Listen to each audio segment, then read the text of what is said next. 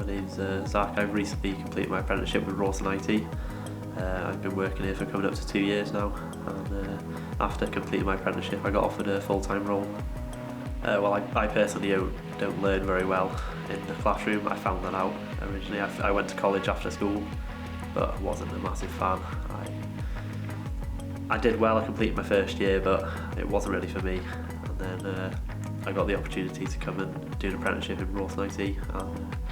You gain your knowledge on site rather than being told what to do and then trying to remember that afterwards when you end up in the field.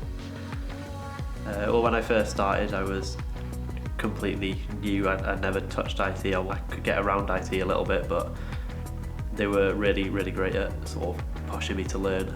If I was struggling anything, they'd always step aside and I'd go through it in detail and help me learn a lot faster than I think could have been another company.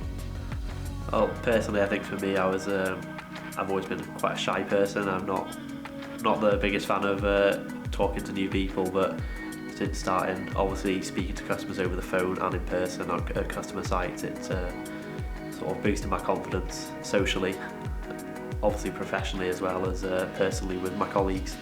Short-term wise, I'd like to increase my skill set and my knowledge, progress a bit further, and then long-term I'd like to stay within the company but maybe progress a bit higher up. Yeah, I'd definitely recommend an apprenticeship to anybody really who's looking who either left school or a bit further on in life.